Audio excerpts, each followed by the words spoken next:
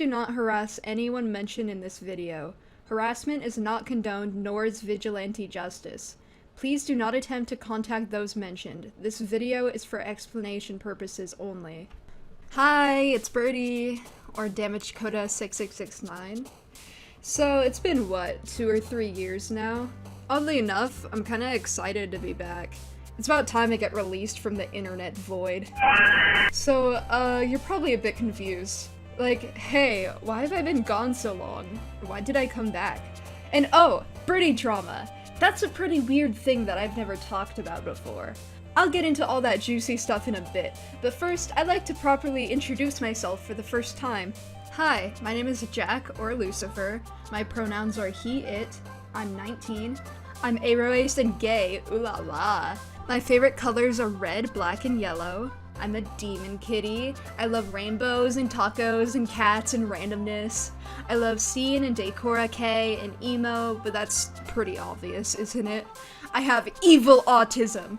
I love South Park, BoJack Horseman, Moral Oral, Doki Doki Literature Club, Miracle Musical, My Little Pony, JoJo's Bizarre Adventure, and other thingies. I have a kitty named Squirp. So during the making of this video, we got another cat, and I named her Stupid. And here she is. Oh.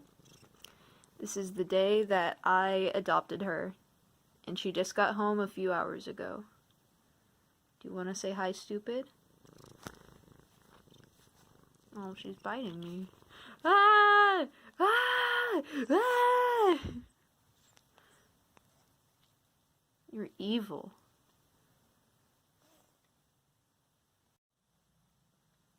Ah! Don't bite me. Don't bite me. Stop it. I just want to pet you. Ah! Ah! Are you fucking stupid? Yes, I am. I love head pats and biting everyone in the near vicinity. I'm sick in the head. I'm omega cringe, and welcome back to my channel. First, I'd like to discuss the future of my channel with all of you, and what to expect from me from here on out. Things are going to be pretty much the same as before content-wise. I'm here to make animations that I think are neat, usually with some songs that I like. I might throw in some animation memes here and there too, because why not? I've got some animations ready to post that I really enjoyed making, and I think you'll all enjoy them too. I'll be uploading more frequently than I did before, but if you want to see more content from me, you can follow me on DeviantArt to see regular posts of my drawings, which I think are pretty cool. Or you could visit my toy house to read about my characters.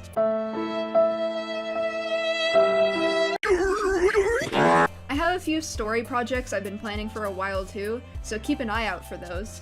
Like Seth's Deadly Sin. There'll be plenty of fun stuff for all of you to check out, I'm sure of it. Also, some of my art is pretty gory and contains dark themes, so be aware of that while navigating my content. I have a straw page that explains this more in detail, so I'll link that in the description, and you can read it if you'd like to know more about me. Now prepare to go crazy and lose your mind. My animations are guaranteed to give you all super autism. Hold on. I'm eating mini tacos. Now that all the fun stuff is out of the way, I'd like to start explaining why I left and why I came back. I'm going to be very vulnerable for the rest of this video, so please consider the trigger warnings at the beginning, or the ones on screen right now. If you are a member of my family watching this video, including my parents and grandparents, I kindly advise that you stop here.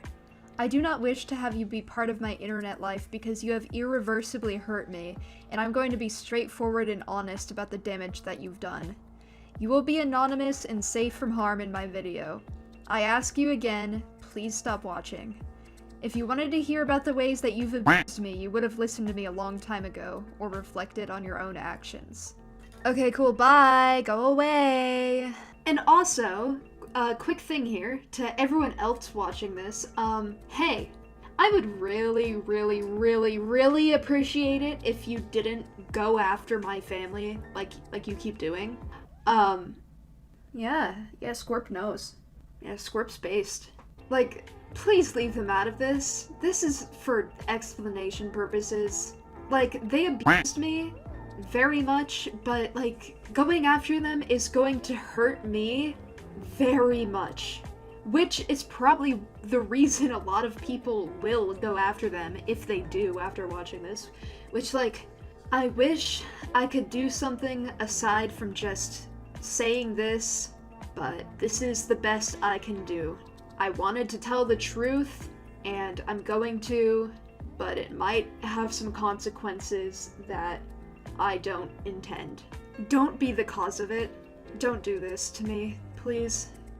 Originally, I was gonna mention here how abusive my parents have been to me my whole life, but due to recent events, I've come to find that my whole family is abusive, not just my parents, and I'd like to talk about it. Well, with the exception of my siblings, of course. I'm talking about my grandparents. This is gonna be a long story, so strap in and grab some snackies. So, let's start from the beginning. Picture this, it's 2021, right before I had my internet taken away. I was 16.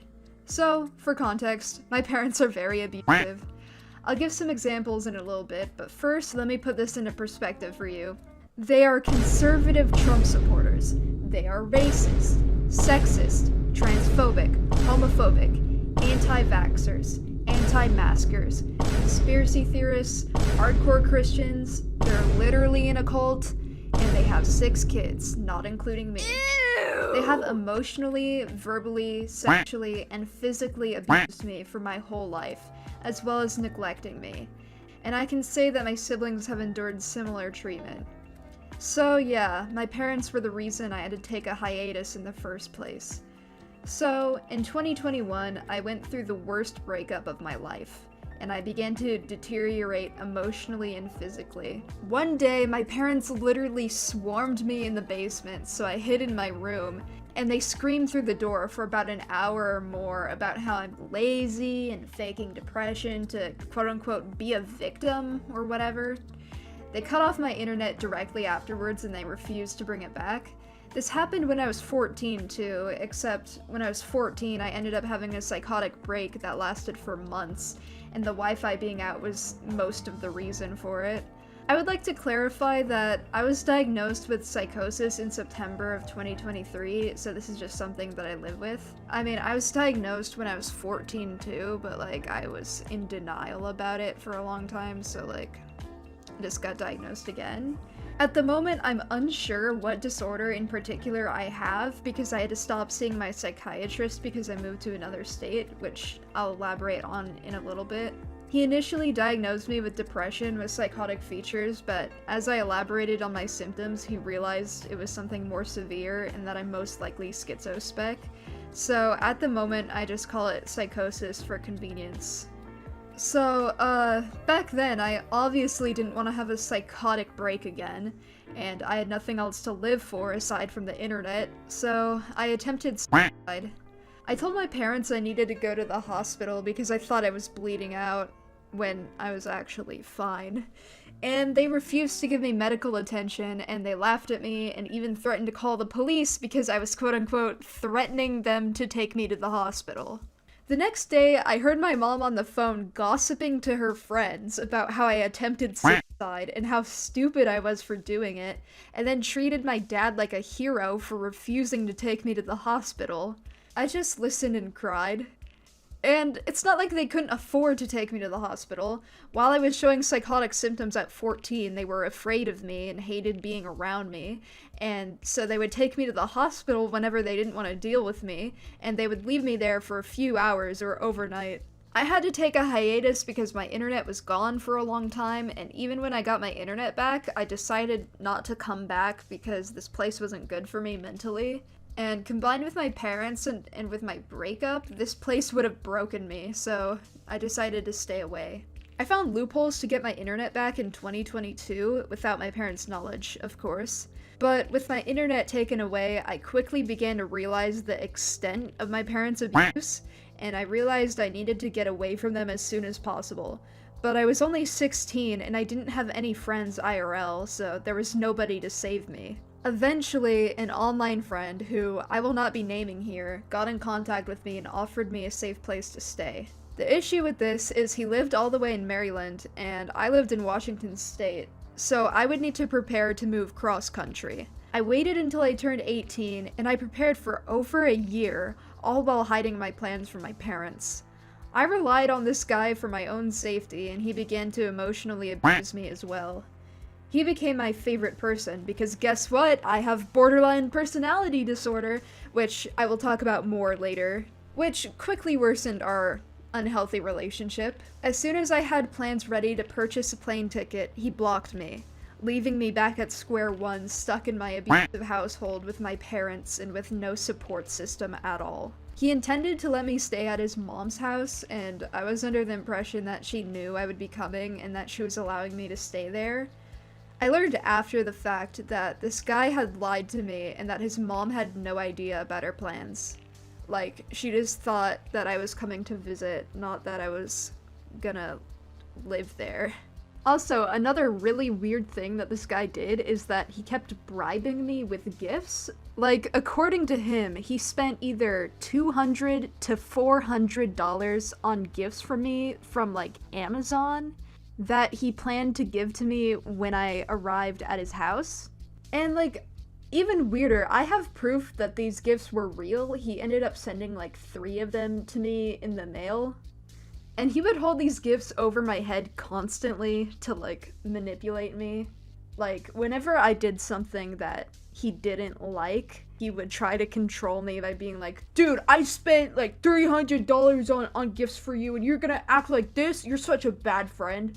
And, like, he would keep increasing the price every time he, like, used this tactic. Like, it started out as, like, I spent $200 on you, and then it went up to, like, $400. So, honestly, I don't know how much he spent on those gifts. And also, I never asked for them. It honestly, to me, it felt like a huge burden. I never asked for any of the gifts. He just decided to love bomb me with them, and I couldn't do anything. Because holy shit, that's a lot of money to spend on, like, a manipulation tactic. If I'm being honest, that's what it is. Like, holy moly. So, now it's the beginning of 2023. I ended up moving 4 times in just this year, and I endured so much abuse, which I will elaborate on shortly. I got back on my feet quickly, and I prepared to complete my GED so I could get a job and afford to move out. Despite the significant progress I was making, my parents kicked me out very soon after I turned 18 with the intention of leaving me homeless on the streets. The day I was kicked out, I went to my grandma's house, and she allowed me to stay there and eventually decided that she would house me until I could afford to move out. I was already working towards completing my GED, so this seemed viable at the time. Issues began to arise when she expected me to wake up early to go to school 3 days a week and work on math at home for an hour every day, as well as getting to all my appointments by myself. Which I know it sounds ridiculous that this is where I began to suffer, but I dropped out of school in 9th grade and I have super autism. There's also the fact that I can't drive, so I would have to take public transportation to these education programs and wherever else every time I needed to go, and it was a 15-minute walk to the bus stop every day. It was the middle of summer and I didn't have any cool clothes thanks to my parents' neglect. There were also a shit ton of other things I was dealing with at the time, like medical shit. And speaking of which, I am chronically anemic, which means that I physically cannot exude as much energy as most people can. TLDR, I'm disabled. I know it sounds like I'm making excuses, but I swear to God, my body and my mind were not built for this kind of lifestyle. I quickly got burnt out, and when I attempted to explain this to her, she yelled at me, which forced me into obedience and led to me attending school programs in a burnt-out state for several months. I'd like to add, these programs were doing literally nothing to help me progress with my GED. I started going to a GED prep program in person, and I completed 2 of the 4 tests independently. But then I shifted my focus to math, which has always been my weakest point, and they set me up on a school Chromebook to take the GED practice test so that the curated lessons could be gauged from my answers from their website. Listen, I know how to do math. I just so happen to be much slower at it and have a hard time understanding the questions because guess what? I have a learning disability. I expressed this to the staff and I explained that I was capable of answering the questions but that I didn't understand what they were asking, and I politely asked for help and asked if there were any alternatives. They provided me with no help whatsoever despite me being on an IEP, and allowed me to basically skim through all of the questions, selecting random answers, and typing in random numbers because I couldn't give a shit if I didn't understand what it was asking. Thus, the curated lessons were inaccurate to my education level, not that it mattered because I can only process information when being taught one-on-one. So, I would have to go in there every week and stare at a screen for over an hour while pretending to do math, sometimes even trying, but not absorbing any information whatsoever. I really did want to complete my GED, so I put in an effort to be put on a tutoring list in that program, and I attended the tutoring sessions every week. The issue was, none of these tutoring sessions were one-on-one. It was a classroom setting where a tutor would write random shit on a whiteboard based on requests from other people in the classroom. And I don't know if you've noticed, but I fucking hate public school style education because throughout my entire life, being a disabled dude, I have learned nothing from it. I specifically requested tutoring so I could have help with math one-on-one, but because of the misleading role of the tutor, I made no progress at all, once again. And you know that IEP I mentioned earlier? For those unaware, IEP stands for Individualized Education Plan, and it's a tool developed by the American public education system, and it was designed for disabled kids to be given the help and assistance they need in school. I've been on an IEP during my entire time in school, and even though I officially dropped out, I tested back to be on an IEP while prepping for my GED. So, this was supposed to help me, right? Well, being on an IEP for me meant that I had to now attend an alternative high school, and I was required to show up every Friday. I would go into a classroom early in the morning every Friday and simply be asked to go on a website and study. Same exact bullshit as the GED prep program, except I had to bring my own laptop to the school, so if I managed to forget it, they would literally just have me sit in there for an hour doing nothing. Most of the time, the website wouldn't even open, and when I asked the teacher for help, she told me to just email my caseworker at the GED prep program and get her to figure it out. Completely and utterly useless. Apparently, they were also supposed to help me with emotional regulation, but that never came up in that classroom once. At the end of the school year, the teacher asked me to rate my emotional growth on a scale from 1 to 100, and even though I was fucking spiraling, I lied and said 100 because I did not want to keep going there. I don't know if you've guessed, but at this point, I've given up on my GED entirely. Fuck work anyways, it's not like I'm physically or mentally capable enough to uphold a job in the first place.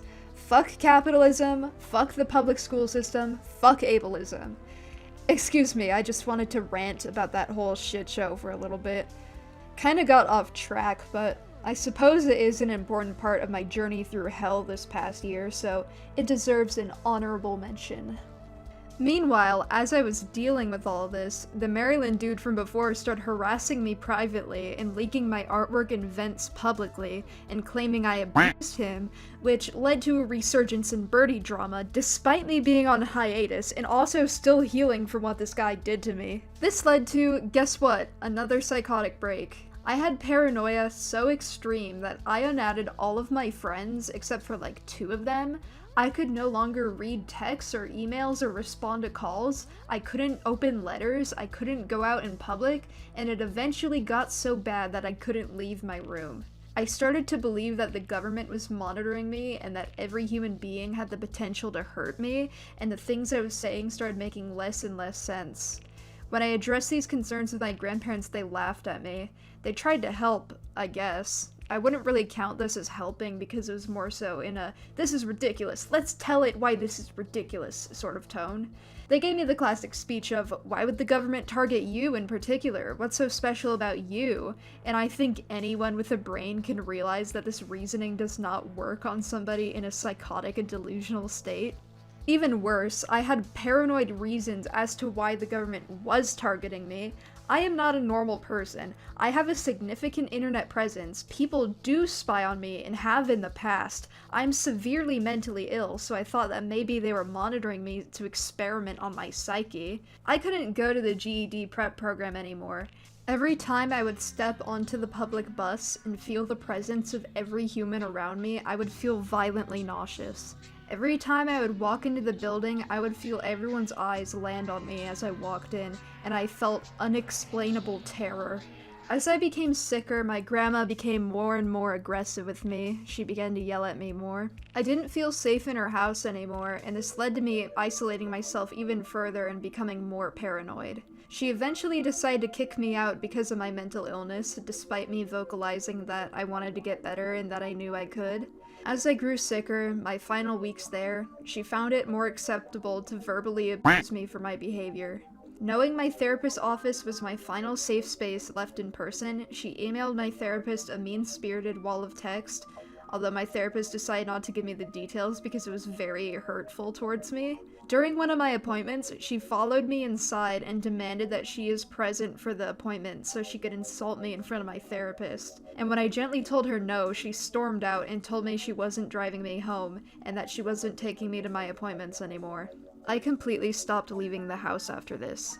I remember for that entire appointment, despite being used to this sort of behavior from my grandma, I was crying uncontrollably, because I knew that even though I didn't live with my parents anymore, I still wasn't safe from the abuse I've received my entire life. My grandma said a lot of hurtful things. I don't remember most of them, but I know that because I don't remember them, it was very not good. I do, however, remember her defending my parents for abusing me and kicking me out, and telling me that she regretted not letting me become homeless, and that she was quote-unquote rewarding me for my behavior by giving me a safe place to stay, because it was my own fault I was kicked out apparently.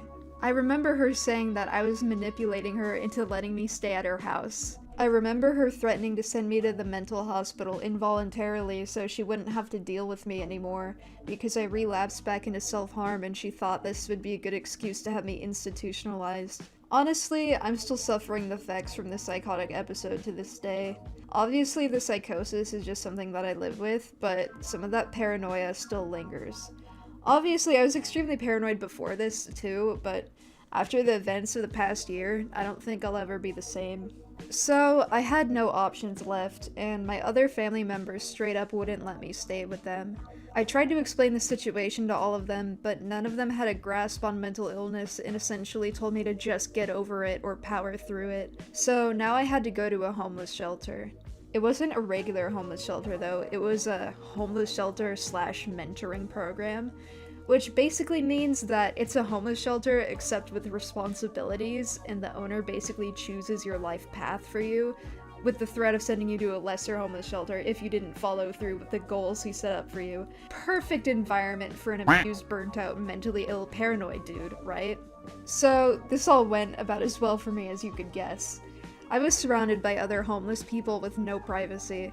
I was too paranoid to go outside, and I barely had any money, so I couldn't get myself groceries, and I basically began to starve. Most days, all I ate was a granola bar or two, and some days I didn't even eat at all. I stopped showering because the living space was so dirty that I didn't feel clean after showering anymore.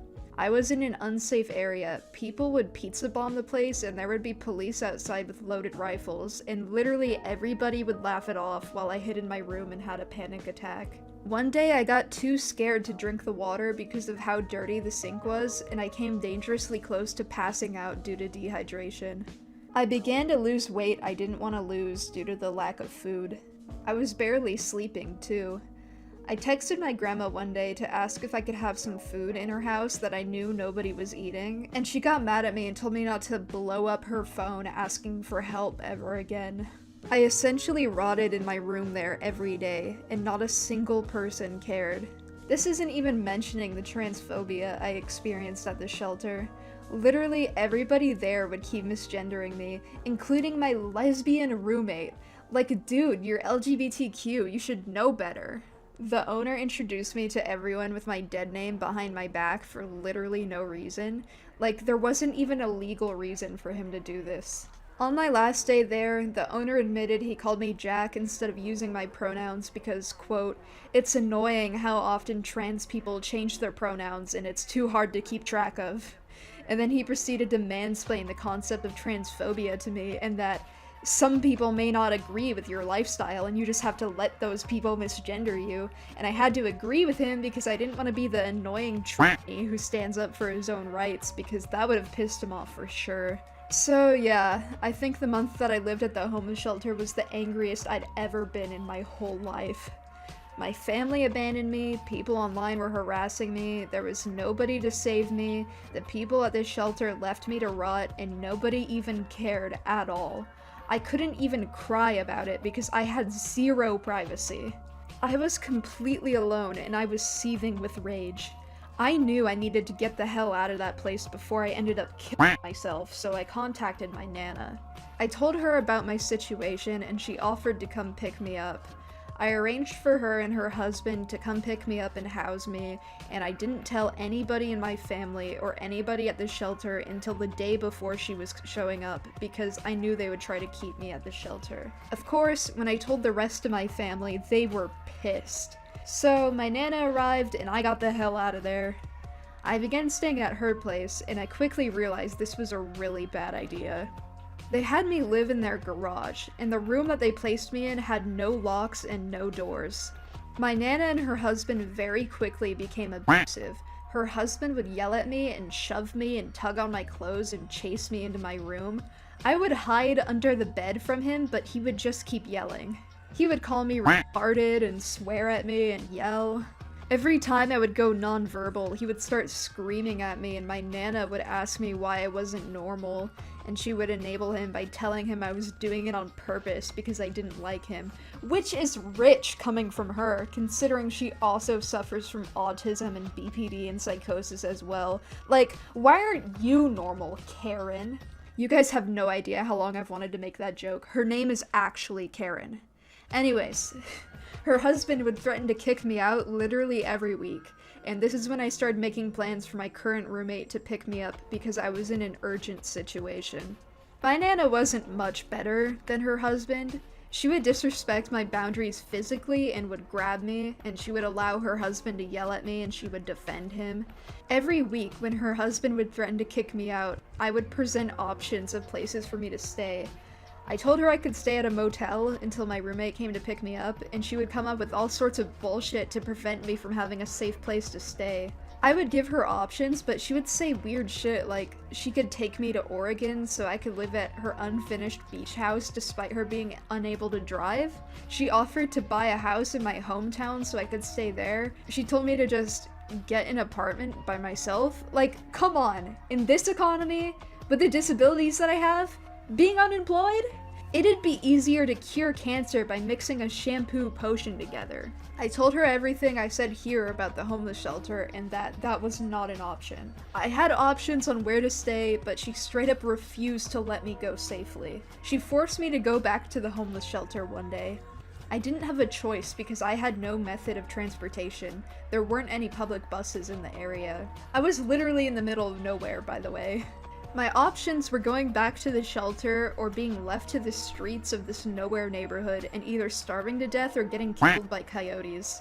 I got so desperate I texted my mom and my grandma for help, and my grandma told me that it was my fault for being kicked out again and yada yada, and to call the owner of the shelter so I could go back. My mom told me to go back to the shelter too. I told them both why that wasn't an option and that I needed somewhere to stay where I had a basic level of assistance because on my own I would literally starve to death, and my mom told me it would be fine and that her and my grandma would help me get groceries and get to my appointments. Where was that kind of help I needed a few months ago? Why are you all of a sudden willing to help me? Well, I didn't have a choice, so I called the owner of the shelter and asked if I could get back in. Fuck. Sorry, Squirt. The thing is, my nana and her husband threatened to kick me out so often that I made plans for my roommate to come pick me up on November 4th. Due to this information, the owner rejected me and told me I couldn't go back to the shelter. Well, I couldn't stay at my nana's house for obvious reasons, so I had to go back to my parents' house. I'm not even kidding. I stayed there for a little less than a week until my roommate was able to drive from Missouri to Washington to pick me up. For those curious, my roommate is CinnyBear03, another animation memer, furry, previous Sans fangirl. What are the chances? As of writing this, we've been living together for almost 2 months. We've known each other through the internet since we were kids, and we used to watch each other's videos on a regular basis, so it is incredibly surreal knowing that we ended up living together. But like, good surreal. I honestly don't know what I would have done without her. I know for sure I would have been homeless on the streets. It's hard to express how grateful I am to have this opportunity and to have a friend like this in general, because I've never experienced this kind of love and care and compassion until now.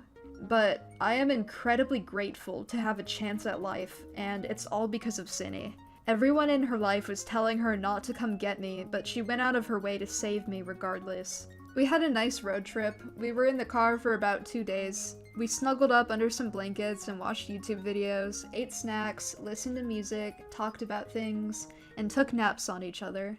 We were homeless for a few days, but her friend provided us a place to sleep until we could move into our apartment.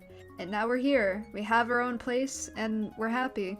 Not once in my entire life did I ever think I would have a future like this. Like, up until now, I had never been in a safe environment, so I had no concept of that ever becoming a reality.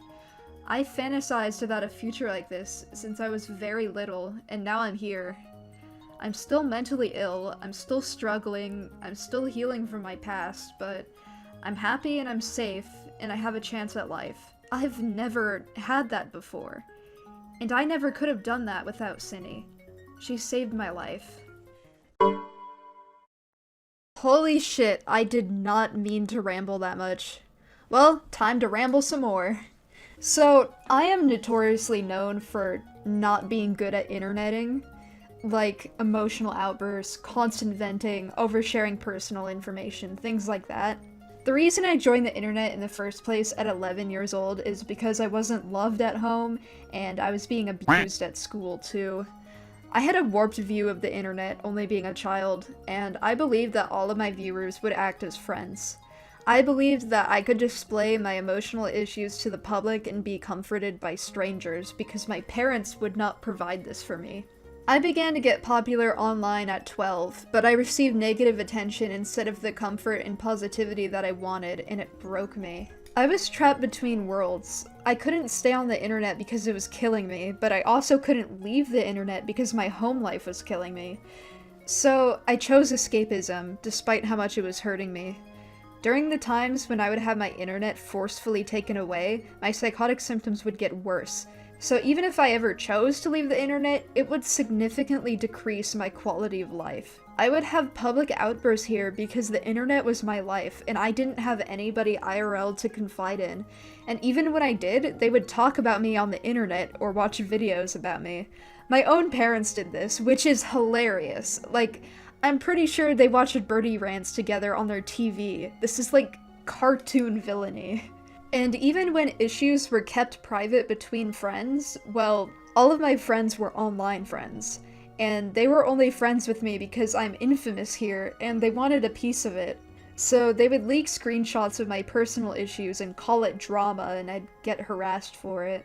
This is still continuing to this day with my ex-friends because they get gratification and support for hurting me and spreading lies, but again, I will get into this later. The internet raised me. My parents were completely absent, and whenever they were there, they showed me anger and they disliked me for who I was. But I'm not with them anymore. I'm safe and I'm happy. I've made significant progress in getting better too. Before I moved to Missouri, I had been going to therapy for almost a year, and I was working with my psychiatrist to treat my mental illness.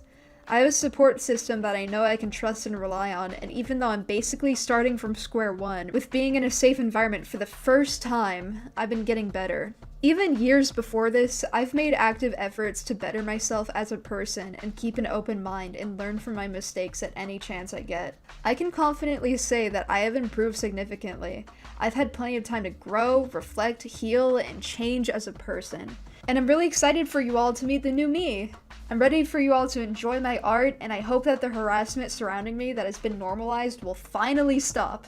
Let's normalize having fun on the internet instead, okay? I want this channel to be a platform that spreads positivity and awareness about mental health, and fun art for people to enjoy. But before I'm able to post things again, I would first like to dispel some things and take responsibility for the Birdie drama. After this video, I don't want to talk about birdie drama ever again, but I do want to talk about it here for the last time to clear the air, and to apologize for everyone I've hurt. So, let's delve into tier 1 of the hashtag birdie drama iceberg. Okay, I'm going to be serious again. Truthfully, I don't owe any of you an explanation for the things that have happened. I've stayed quiet about it on my platform up until now because I frankly want nothing to do with it at all, and I never have. I never talked about it because it scared me, but I've decided to come out here and talk about what happened today because the vast majority of the controversy surrounding me is false, and I believe a lot of you are simply misled or confused about the information. My therapist told me about a concept once that really stuck with me. It's called the curse of knowledge bias. She explained to me that although I know that birdie drama consists of lies and exaggerations, and I know that my parents abused me, and I know that my ex-friends are lying about me and trying to publicize personal issues, and I know that I've been taken advantage of by everybody involved in this, nobody else knows, and I'm frustrated because you cannot see what's so obvious to me. So, it's time for me to tell everybody the truth, so you can all understand. Let me be clear, I still do not want anything to do with birdie drama. I would not like this drama to be continuously dragged on going forward. A lot of it makes me feel genuinely unsafe. My intention is to address the events that the public is concerned with, disprove the information, apologize for the genuine hurt that I've caused, take accountability, and then move on. And I know, this sounds like the most generic YouTuber thing ever, like coming out about allegations from years ago and apologizing for it only now. I genuinely hope I do not come across as condescending in this video for those reasons. I've waited so long because this shit is scary, I was on hiatus, I just didn't know what to say for the longest time, and people just generally don't believe me about these things. I wasn't ready to talk about it before. The harassment I've experienced from these events have hurt me, my family, my friends, and have quite literally taken my childhood away from me, and this damage is irreversible. But I've decided to address it because I need you all to understand that this needs to stop, and why. I'm not the one perpetuating this. I have been out of the public eye for 2 years, and this has still continued. I understand that I cannot change everyone's minds, because while I believe that a large portion of the people discussing this are misled, there is also a large portion who have the intent to cause genuine harm to me because they enjoy it. I also understand that some of the things I've done are genuinely unforgivable, and if you feel uncomfortable or unsafe viewing my content because of that, you don't have to stick around. So now, you're probably wondering, which parts are misinformation and which parts are true? I'm going to list off all of these events in order, so we'll get into the serious stuff later on. But for now, let's start from the beginning, shall we? So, do you guys remember when I was 12 years old and I drew porn depicting pedophilia? And instead of being concerned or wondering if I was okay, everyone got mad at me for it, and it ended up being the first thing that canceled me in the public eye? Good times. You know I was groomed by Kitty Dog, right? Fuck starts a conversation like that? I just sat down. Okay, I know, that was a total curveball. If you aren't aware of who Kitty Dog is, which would be shocking if you weren't, she's this super duper popular animation memer who makes very sexual videos. I'm totally not surprised that this happened. And when I was 11 to 12 years old, she was basically my idol. I made a shit ton of videos about her, and she commented on them asking me to join Discord, and you can see where this is going. I'm not going to get into the grotty details right now because it's genuinely traumatic for me, but I will include some screenshots in this section as I elaborate. Anyways, this shouldn't have been drama in the first place, but Kitty Dog encouraged me to make drawings like those, and that's why they exist. I know a few of you are probably going to say this as some sort of counter-argument, so I'd like to acknowledge it. The age gap wasn't, like, huge. I was 12 and she was 14.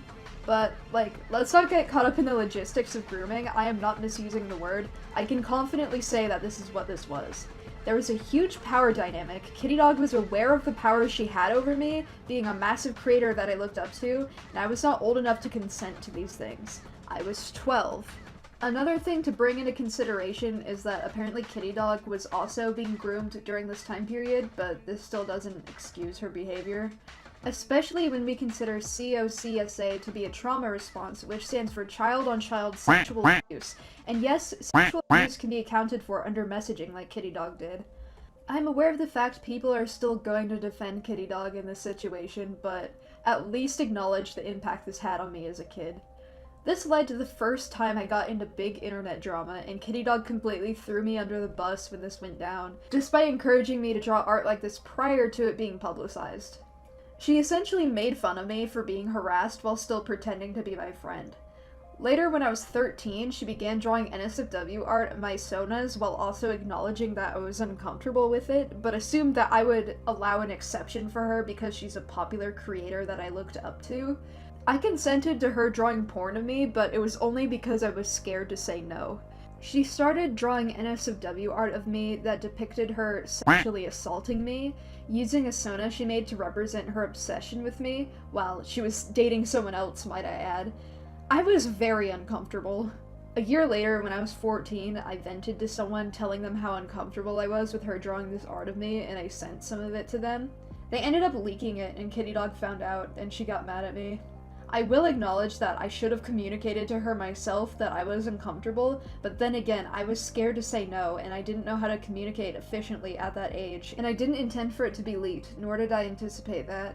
She told me she was upset because the art was posted on my Encyclopedia Dramatica page, which I'm honestly still angry about because, like, she wasn't harassed from what I saw, or at the bare minimum held accountable for her actions. It was brushed aside as Birdie drama, and I got the blame for it because I consented, despite me not being old enough to. It was my Encyclopedia Dramatica page. It was posted for the purpose of lolcowing me, not her. I have no idea what she's like as a person now, but I can't forgive her. She has acknowledged what she did to me, but she never made an effort to apologize to me. In her card, she expresses remorse for having hurt people in the past and vaguely apologizes publicly, but she never apologized to me. I'm not attempting to defame her or cancel her. Like I said, I don't even know her anymore. I just wanted to be honest about her treatment towards me so you can all get like a full picture of the Birdie drama. Now, this wasn't as bad as the other times I've been groomed, but it still had a huge effect on the way that my brain developed. I need you to understand that animation meme community was a breeding ground for grooming to take place. These kinds of videos were made for a child audience, and the adults in this community never called this out or took any action. A lot of the adults here took advantage of people like me, and they failed people like me. My parents failed me too. They knew what kinds of videos I was making and watching, and they even knew that I was being groomed, and they didn't do anything. It's funny, when they found out I was being groomed, albeit by a different guy, they grounded me for it. I don't know if you can tell, but my childhood is like cartoonishly messed up. Anyways, I think the drama that resulted from this is pretty funny sometimes, because the main argument that ranters use is that it was illegal for me to draw porn at 12 years old. I'm sorry, but have you ever met a 12-year-old that hasn't drawn porn? If that were illegal, we'd live in some sort of dystopian society where anyone under the age of 18 would be locked up. While this is funny to me now, this was extremely traumatic to go through as a child. This was the first time I had been harassed to this degree, and as a result of this, my address was leaked for the first time. Files were contacting me, which resulted in me being groomed at least 5 more times. People were making threats to me, and my life was just ruined. Something interesting I'd like to mention, which I think is a nice segue into our next topic. Do you remember Fontik, my partner at the time? He was the one who leaked the nsfw art in the first place, which I honestly can't fault him much for considering he was 11, and it wasn't his fault that other people decided this was enough basis to harass me over or make videos about. But he leaked the nsfw images to a Birdie hate server with the intention of ruining my life, he told me. I don't have proof of this, unfortunately, because he said this during one of my live streams in 2017, which is now lost media. But the disturbing factor of this is that his intention of, quote, ruining my life never went away. He's 18 now. Let's talk about him.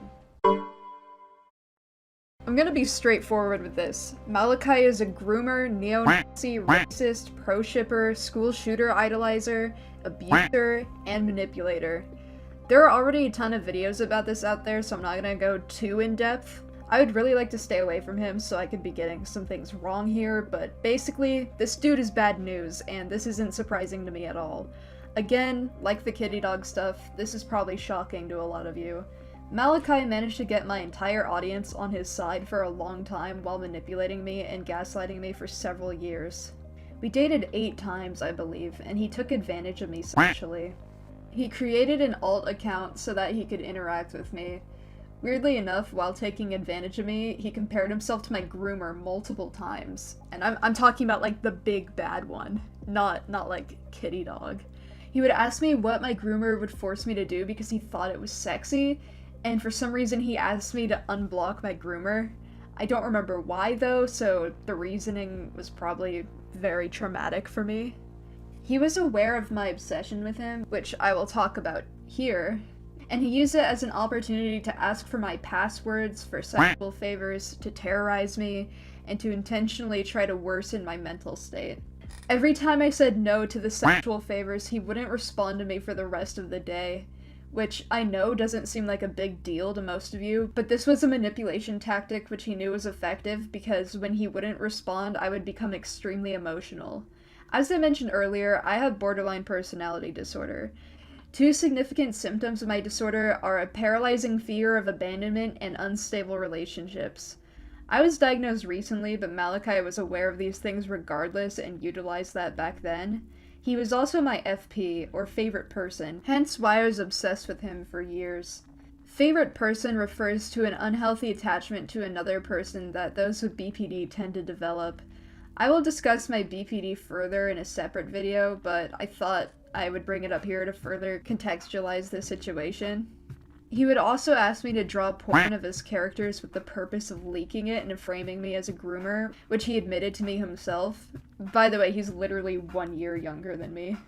I've lost proof of the majority of these conversations because he would instigate sexual conversations with me on an alternate account that I no longer have access to, and he deleted a few of the messages of him being sexual on his main account so I wouldn't be able to come out about this in the future, which I think should be enough evidence that he's aware that he did something wrong and felt the need to censor it so that he could continue to manipulate my audience, while also preventing me from coming out about my experiences with him.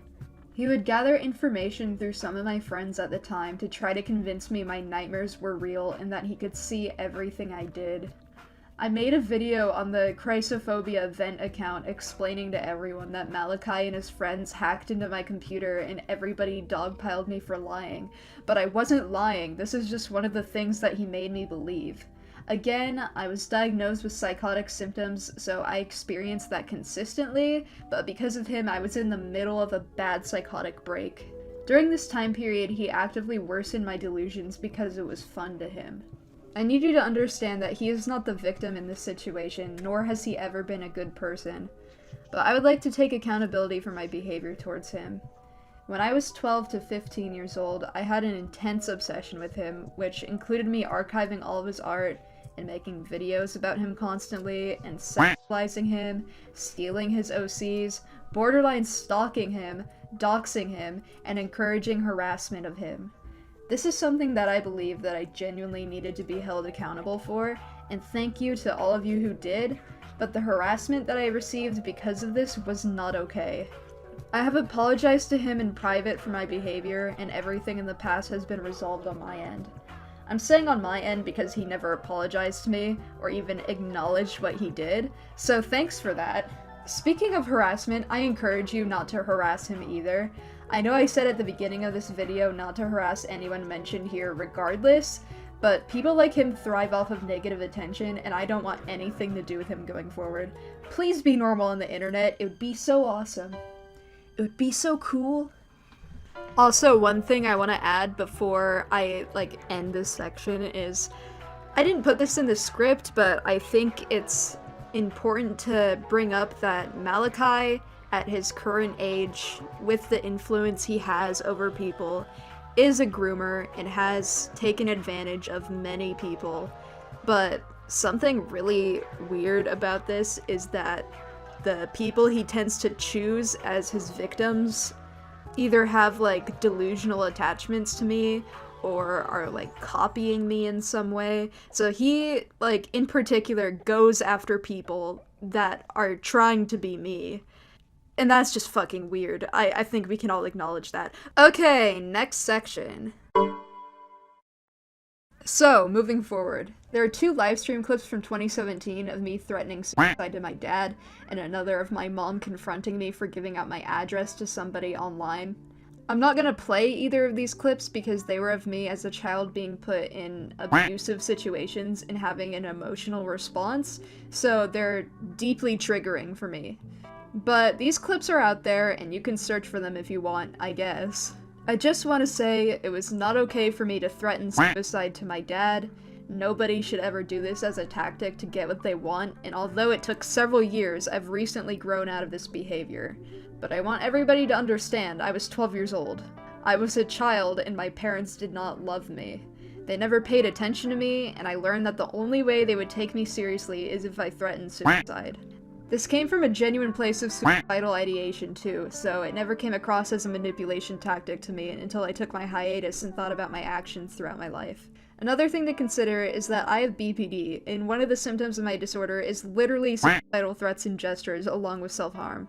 This is a facet of my disorder, but I've gotten much better at not having suicidal outbursts. And I can admit that although I've improved, I still feel suicidal at times, but I try to express it in a manner that does not come across as manipulative. The reason I told my dad I was gonna kill myself was because I was live streaming at 3 AM and I didn't realize this was something I wasn't supposed to do, so my dad walked in and told me to stop, and I said I would. He came back later on because I was taking too long and told me he was gonna cut off the Wi-Fi, and I misinterpreted what he said and I believed he was gonna cut off my internet access forever, and I told him if he did that, I would kill myself. I didn't want to be alive if my escapism was taken away, so I lashed out. I didn't mute during either of these live streams because I was caught up in the moment and I wanted people to sympathize with me. I truly believed that if people saw my emotional responses to these situations that I would be pitied, which is something that I always confused for love. It really is my fault that I decided not to mute the live stream, but at this age I didn't have the capacity to understand what happens when you put out personal things online. This is a concept I didn't even understand until recently. Let me address this stream with my mom. It started when I messaged Sixdust, and because he lived in the same state as me, he told me if I gave him my address he would come to my house and kill me. By the way, I'd just like to mention, from what I've heard, he's chill now, so leave him alone, don't harass him. I mean, don't harass anybody, but, you know. God, I hate that I feel the need to make this a point in every section. I didn't want to be alive, so I agreed and gave him my address. He leaked it online, and this led to some bad shit. This didn't take effect immediately, but years later I was pizza bombed, things were sent to me in the mail, people showed up to my house, CPS was called to my house, and people tried to call the FBI on me, I think. I don't even know. My parents blame me for this, and every time one of these traumatic incidents would happen, they would scream at me for hours. So hey, thanks for helping me accumulate more childhood trauma, folks. You're really doing everybody a great service here. Hats off to you. Anyways, I digress. People contacted my parents about this because after they had my address, they were able to trace my parents' names, and this happened while I was live streaming. My mom came in and threatened to call the police on me for this, and I broke down. I believe this part may be cropped out of most clips of this, but the part that I remember being recorded was my mom asking me if I gave out our address, and I said that I did. Obviously, this wasn't a good situation for my mom. We were all in danger while I was living there, and we were in danger constantly. But I didn't have the maturity to realize the gravity of what I even did. And she threatened to call the cops on me, which I already had trauma from her doing in the past. After the livestream, she got my IRL friends and my siblings involved, probably to humiliate me, so yeah. I don't think it's fair to treat me as a whiny brat for having emotional responses to my parents confronting me in a serious way. I was scared of them. And as mentioned before, their abuse made me act out in a lot of ways which was normal for a child who's in an abusive household. You guys remember Toxikai, right? The dude I dated when I was 13? Well, hold on to your hats, because we've got another curveball coming in. He groomed me. I was 13 and he was 17. I know the quote-unquote drama where he threatened to report every animation meme channel was stupid as hell, but Toxikai, Styx, and their friends did actually end up mass reporting my channel, which is why my last one was taken down. The only other drama surrounding this dude that I can remember is that he was notorious for being a groomer, and when people found out we were dating, I started being harassed for defending him and condoning his actions supposedly, as if I wasn't being groomed myself. There's not really much drama surrounding this dude other than he's a creep, which is true and very much deserved, and I don't want to get into more of my grooming trauma right now, so I'm just gonna move on. Okay, I'm gonna be honest, this one really pisses me off. This should have never been drama in the first place, or actually, almost none of these should have been, but this one's pretty disgusting. I first came out as trans when I first turned 14, and immediately everyone started fake claiming me. The main argument was that I was faking being trans so I could get Malachi to date me, because Malachi told me he wasn't into girls. I'll admit that timing was super bad, but I knew I was trans a year or two before this, and I was even aware during my childhood that I never felt like a girl. And Malachi saying he liked dudes wasn't even what cracked my egg. I knew because right around the same time I watched a video about a trans person's experience, and I was like, oh my god, that's exactly how I feel! Oh my god, there's a word for this! Oh my god, I'm a dude! I knew it! So then I came out on Google+, which is really funny. And I basically just said like, hey, could you guys not refer to me by my name, and could you like not use feminine pronouns for me? That would be awesome, thanks. And the response I got was people questioning why, and people telling me I wasn't trans, and telling me that I didn't have gender dysphoria, and people trying to disprove me being trans. Of course, I told everyone I wanted to go by Lucifer, and this made people pissed because I didn't choose a normal person name or whatever. Joke's on you, I've got a normal people name, and I'm still Lucifer. I win. I would get so many comments asking me to prove my gender dysphoria to them, and I would write paragraphs in response out of fear that I wouldn't be believed, which is something that you should never do to a kid who's first realizing their gender identity. The transphobia I've experienced as a result of my infamy on the internet is insane, and if I could choose, I would have been stealth online. But I never had a choice because I had an internet presence before I transitioned. I would also like to briefly mention that while we're on this topic, that I detransitioned for a few months in 2021. The majority of people were supportive of this, but there were also a ton of people who said I was faking being trans the whole time, which is gross. I was forced to detransition due to pressure from my transphobic parents. They've threatened to kick me out for being trans, and during that time period I internalized their transphobic nonsense, and I was ashamed of myself for being trans. So I decided to become a version of myself that I thought would be loved by my parents and by the internet. But that was never me. I'm a dude. Please, for the love of God, respect that. Don't misgender me, don't deadname me, don't sexualize me for being trans. Just treat me like a person, that's all I want. I'm gonna be honest here, I don't remember much of what happened with this person or what she said about me, but from what I've heard, she said I was trying to flirt with her while she had a boyfriend. It was completely the other way around. She was trying to lead me on and would draw shit like this. Ew. I think she also claimed that I was sexual with her and called by like being in my underwear or something. And I mean, I was in my underwear, but I wasn't being weird about it. I'm just autistic and I have sensory issues with clothes, and I didn't realize at that age that that was a weird thing to do. What was weird was screenshotting me in my underwear as a minor and then posting it everywhere as drama. She was also one of the people who would collect information out of me to give to Malachi so he could try to induce paranoia and psychosis in me, so that was really cool of her. Anyways, this girl is fucking gross, and she said this about me recently, when I haven't even talked to her in years. There was another thing she tried to do in 2021 while I was in DICE, and believe me, I'll talk about the DICE stuff very soon, but my memory of Purble is fucking garbo, so I'm gonna have my best friend Al testify as to what happened. Welcome to the special guest appearance Al segment! Hey guys, did you know that Birdie has rights? Well, I do. I also know that trying to make a soft public account so you can spy on, manipulate, and falsify grooming allegations against him to try to ruin his life is like cartoonishly evil. Because that's what Purble did, along with Dragy, Malachi, and me. To which, I have to say, I really, really regret taking part in that, obviously. I just kind of thought it was going to be like a stupid troll, but they kept taking it further and further, and I just feel like shit for even associating with them in the first place. I wasn't the person pulling the trigger in this situation, as I didn't have that much involvement other than just like knowing it was happening. But I also knew about the loaded gun in the first place and didn't do anything about it, to which it's not my place to apologize to all of you about that, because you're not the person affected, but I already apologized to Jack about the shitty things I've done and said to him before, and we're friends now, we're on good terms, so that's all really matters in this situation.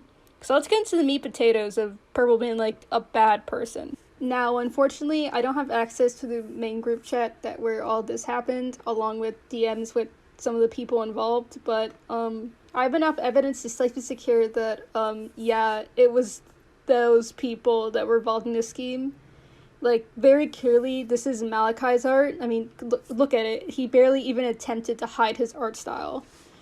Now, I understand that testimony is generally frowned upon in these kind of videos like this, and it turns into a he said, she said situation, but in my opinion, there's enough of a paper trail to give some of my words credibility. At the very least, at least take my words into consideration when you make your judgments about the people involved in this drama.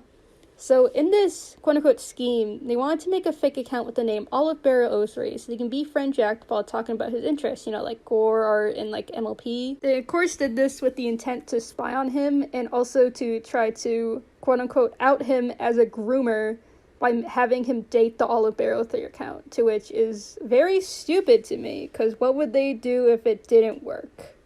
What if he just talked to them normally? Would they still try to use that as, like, evidence against him? What if he didn't share anything with them? What if he just, like, talked to them occasionally? Which is what exactly happened. He just talked to them for a bit before, you know, they got outed, obviously, for being just, like, a spy account, and he just didn't talk to them again. And to Purble, this is just, like, a big joke. To them, they don't see what they did wrong, or they do know that what they did was wrong, and they don't care. Purble even jokes about this situation even more by saying that they want to make an account specifically so they could make Jack, you know, commit suicide. Which, what kind of Isabella Loretta janky bullshit am I even witnessing right now? Like, obviously, this behavior is incredibly deplorable, and Purple's continued behavior of getting in contact with Jack just so they could spy on him again and, like, try to, like, dig up personal details of his life and try to fuck with him is, like, a continued cycle for Purble. They always do this. Again, this is where my testimony comes in, because I was there for the few times that Purble had done this. They had done this around 3 to 2 times with Jack, where they would get into contact with him, apologize for the bad things they did, and then just spy on him. They would make vents about how bad they felt for spying on him and how they felt bad for indulging in drama, and then would do the same things that they were, like, trying to apologize for, showing that they intentionally did this so they can mess with Jack. So ultimately, if you still think Purble is another victim of Birdie, then I'm sorry, then you're an idiot who's biased against someone who refuses to see the bigger picture at play. Purble is obsessed with Jack in a way in which they want Jack to suffer but cannot stop talking or thinking about him. But no one cares because, well, she's not Jack, and they just brush past whatever she does, because why would they dare change perceptions of drama when they already decided from day one Jack was the problem and no one else? And of course, she was in fucking Dice. Almost every single annoying person in the goddamn Birdie drama was in Dice for a little bit. Except none of those people were dating fucking Mortis. What the fuck? That's, like, the worst part. You're gonna date, like, someone who is known to be an animal abuser and a bad person. Like, genuinely, the things that Mortis does, says, and the things that they do are, like, genuinely deplorable. And you're just gonna be like, actually, I'm gonna date them, but I'm still, like, the victim in, like, the Birdie drama. Like, they ruined my life. I think, ultimately, this just says that we need to stop giving certain people attention within Birdie drama. We need to stop giving people who were in the drama for such a short amount of time and yet had done more harm to Jack's reputation than he could ever do to theirs. Like, the spotlight when it comes to listening to them in drama circles, like on Birdie Twitter, Kiwi Farms, etc. We need to start acknowledging when other people in the drama who aren't Jack do horrible things.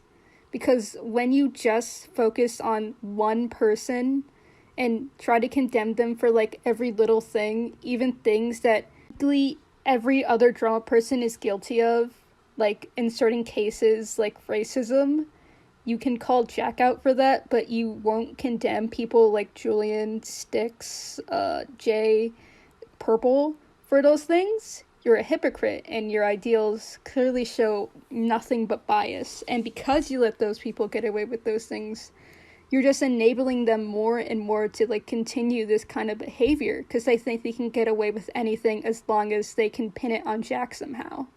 Essentially, don't flirt with someone if you're in a relationship, then get mad if they slightly return the affection, especially if you draw pictures of you giving them a head, constantly making jokes about kissing them and doing other things with them and make porno scenes with them. It's like not normal, I think, and you should take some accountability if they feel somewhat let on, to which he was just pointing out that it felt really weird that you were doing that to him and then later try to portray him as the weird one in this situation. They make sock puppet accounts to harass people with the intent to ruin their life and then still try to act like you're a victim in this situation. They need to apologize to you, actually. It goes generally to more of the drama people who have been contacting us throughout this entire video. Don't contact us to try to get closure, when in reality, you just want to get on a high horse and pretend like you're the bigger person here for situations that you intentionally created, for scenarios that are entirely your fault, but somehow we need to apologize to you for and give you closure for it.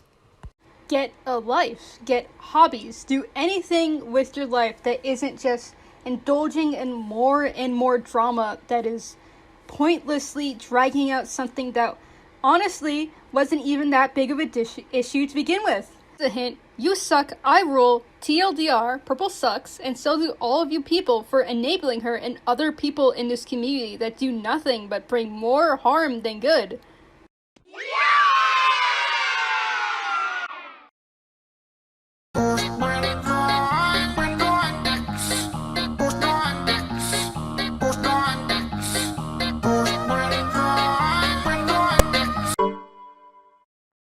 So, I mentioned earlier that I need to breathe. So, I mentioned earlier that when I was 14, I had a pretty bad psychotic episode. I ended up making a few animations that depicted this, the most notable two being That Boy Needs Therapy and Spitting Out the Demons. People took these videos as me normalizing mental illness, as if that were, like, bad, or that I was too mentally ill, which is, like, fucking insane. How mentally ill is too mentally ill? Is mental illness measured by how socially acceptable one's behavior is? That's a disgusting thing to say about a mentally ill teen. By the way, I think we should totally destigmatize psychosis and other mental illnesses so people like me can get help whenever symptoms like these occur. Anyways, this one's a pretty minor offense, but before I move on to the serious allegations, which are coming up right after this, I like to say that I had no idea what I was even depicting. I was in denial about my psychosis, despite being diagnosed, and all I knew was that I was hallucinating and everyone thought I was crazy. I had no idea how to separate my personal life from the internet, so I ended up making videos about it. This is something that I will no longer be doing in the future. During my break, I've realized how to keep my private life private. I'll still be posting vents because I'm allowed to, but they won't include oversharing and personal details like before. I'm gonna be honest with all of you, I don't even know what Carol was.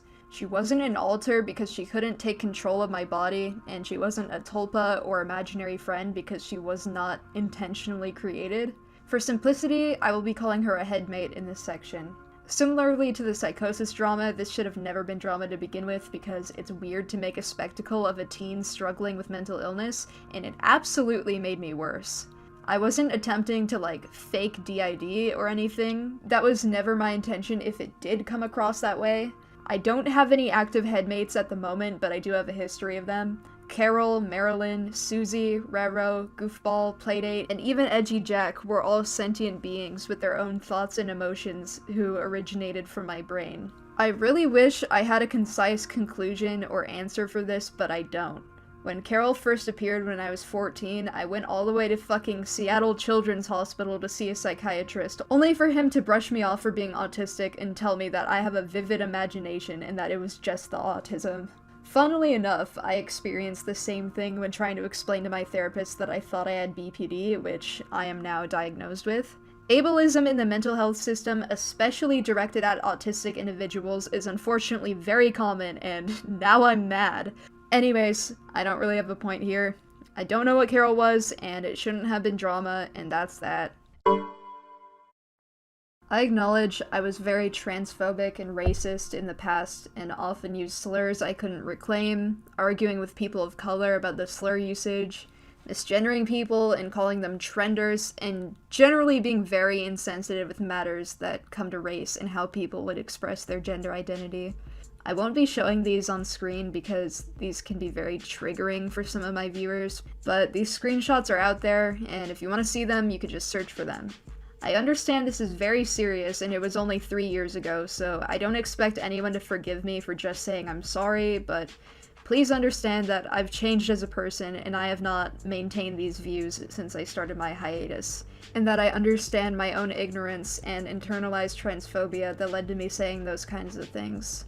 I don't use slurs like that anymore and have become more open to all sorts of trans individuals and have put in the effort to listen to people of color about these issues.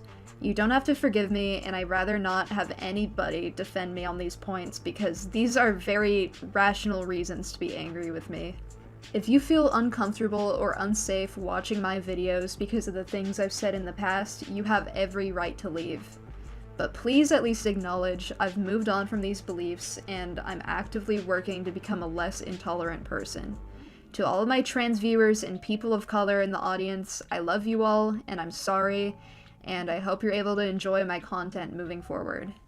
Hello, it's Al again, here for an audition.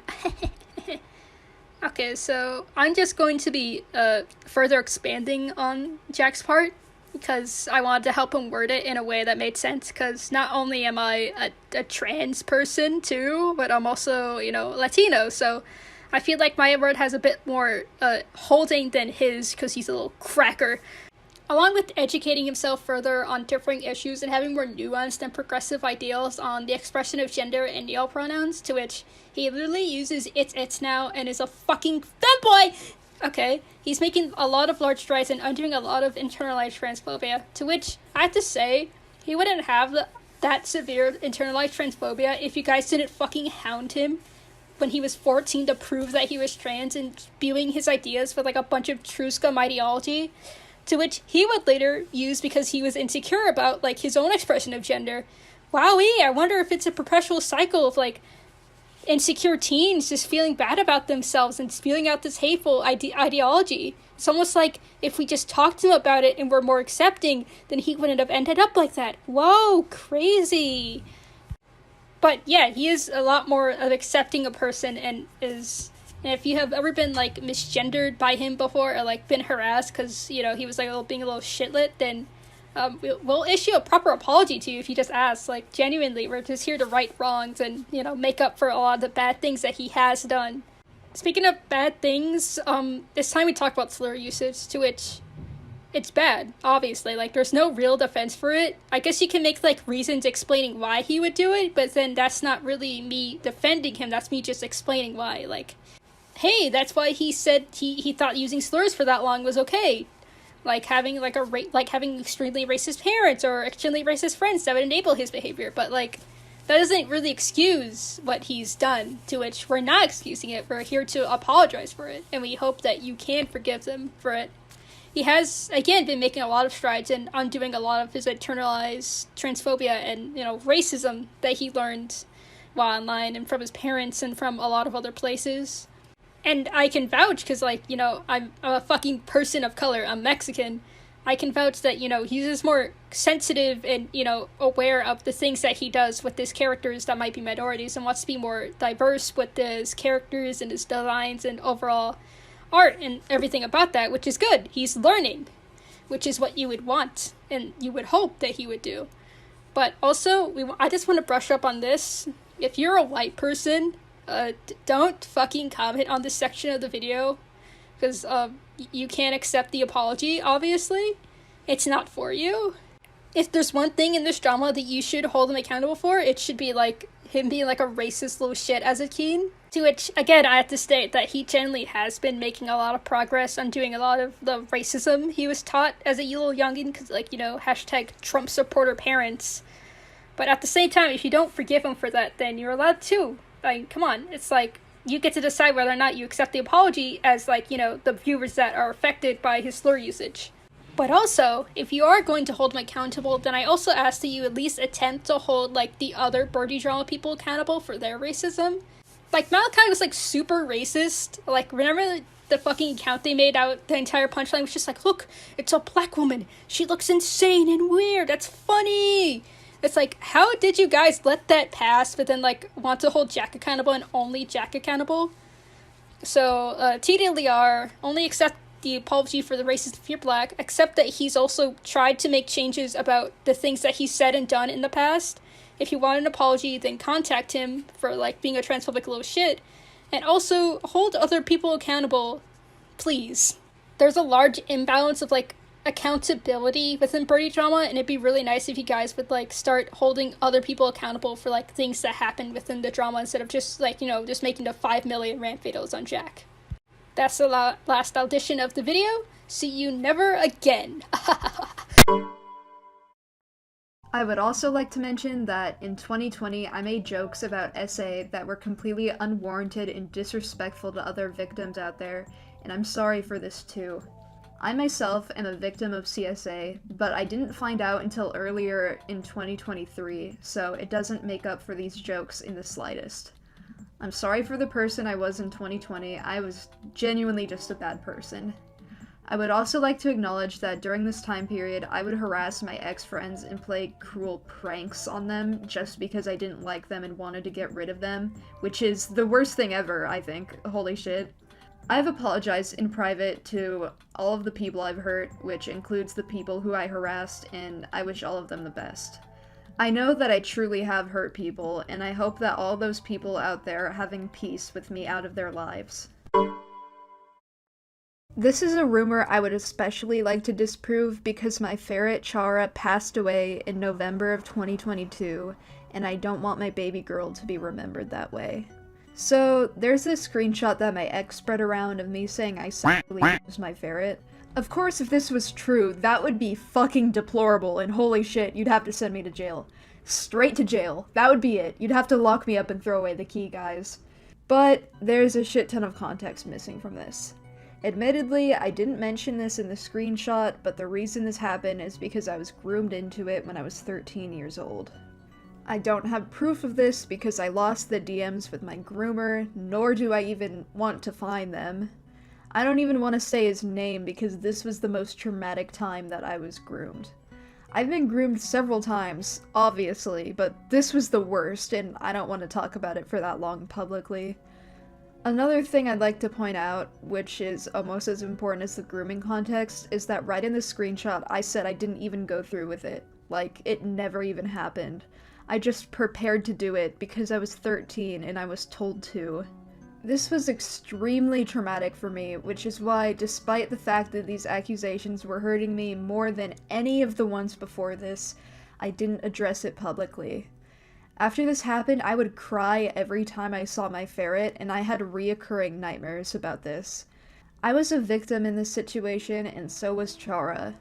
While on the topic of my ferret, I would also like to address the neglect, because this holds much more merit than the abuse I just mentioned. I got Chara for my 12th birthday with no prior knowledge of ferrets or how to care for them. I didn't know how to clean up after her, I didn't know what food she was supposed to eat, I didn't know how to hold her, I didn't even know that she wasn't supposed to live in her cage, and I barely knew anything about her. This is entirely my parents' fault for buying me this animal knowing I was unprepared for it. Despite all of this, I researched ferrets more as I grew up and learned what she needed to thrive, but my parents wouldn't give her what she needed. I was a minor and I wasn't allowed to buy anything, so despite how much I begged, I couldn't get a bigger cage for her, and I couldn't get her a buddy to live with because you're always supposed to have more than one ferret.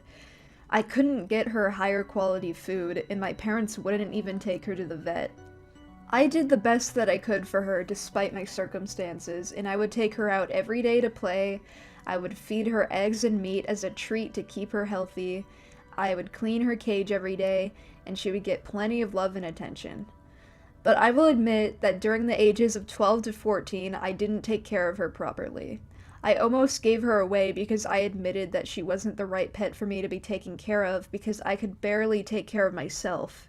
But once I did my research, I made it work, and she was very happy for a while before she passed away. I couldn't provide the best life for her because I was never prepared to own a ferret. And although she didn't deserve me, I really did my best for her, even though I wish I could have done so much more. I've since become a much better pet owner. I adopted Squirp a while ago after taking care of numerous cats for years and doing plenty of research, along with waiting until my mental health had improved and I was in a safe environment. I wish Chara could have had the kind of life that Squirp has, but it's too late. She was 6 years old when she passed away, and I miss her more than anything. Let's remember her in a better light. She was sweet, playful, affectionate, and full of life. She was my baby.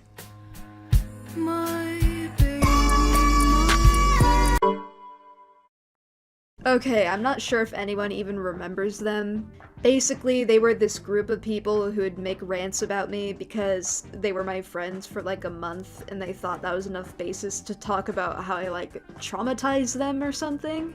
I mean, considering this was 2020, that was pretty reasonable for like who I was.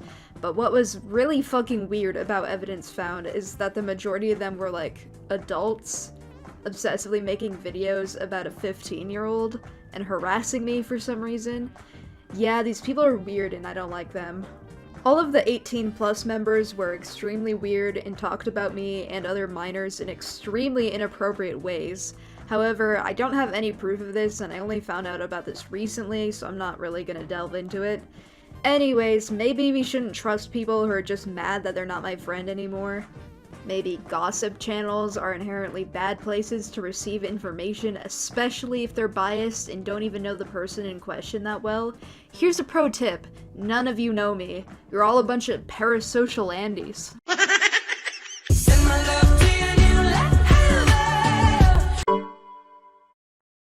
Okay, look. This dude's a piece of shit. I'm gonna be quick here because, as far as I know, this dude genuinely gets off to internet drama and he's fucking obsessed with me. But basically, as dramatic as this sounds, he's the ringleader here. He's been spearheading Birdie drama since 2020 because I broke up with him. I didn't take advantage of him sexually, everything was consensual, and he never expressed any discomfort or distress. I didn't cheat on him, I was in a polycule with him and my other boyfriend at the time, which we all consented to. He cheated on me, would guilt trip me nonstop for being in a polycule that we all consented to, and after we broke up he would talk about my genitals 24/7 in detail, and then he leaked my news from when I was freshly 15 years old and dismissed it as quote-unquote high school drama. That's child porn, Julian. You own and sent child porn. Not to mention, Julian sent those nudes to his other ex, and also, fun fact, revenge porn is illegal in the state of California, and so is sharing CP, even if you yourself are a minor. That isn't to say that law overrides morality, but I'm just making a point here that this is both immoral and illegal.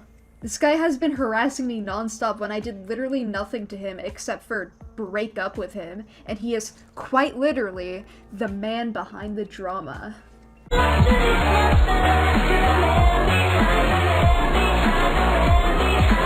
Anyways, I fucking hate this guy and I want to never talk about him ever again. I just want to put this here because I think you should all really stop supporting him. Also, he's racist and drew fetishized essay art. I'm not showing these on screen because, again, it's incredibly triggering, but I'll put a link to a Google Doc in the description showing what he did. Okay, cool. Moving on. Never gonna talk about Julian ever again. I've decided to rewrite this section last minute because the situation I'm about to describe is more morally gray than I remembered it being, and requires more nuance on my part in order to explain it. In 2021, I went through my breakup, aka the most traumatic event of my life. I know this sounds dumb, but again, I have big penis disorder. And a simple breakup is gonna feel drastically different for me than it does for other people. This breakup alone put me into another psychotic state where I was essentially dissociating 24/7 and became unable to make proper judgment anymore. Exactly 5 days after said breakup, I was asked out by my former friend Dragy, who was 13. I was 16, and it was my responsibility as the older person to turn them down, but because of the mental state I was in, I was unable to make the right decision.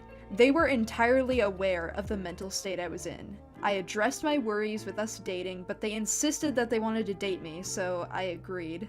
Our relationship lasted less than a week, and nothing of a romantic or sexual nature happened at all. I never instigated anything with this person. Fun fact, I was already aroace at this point in time, but I wasn't aware of it yet, so I didn't even experience any attraction towards this person, which can be corroborated by the things I said during this time period. You can also see several instances of me establishing with them that I was not in the right state of mind to be making any proper decisions.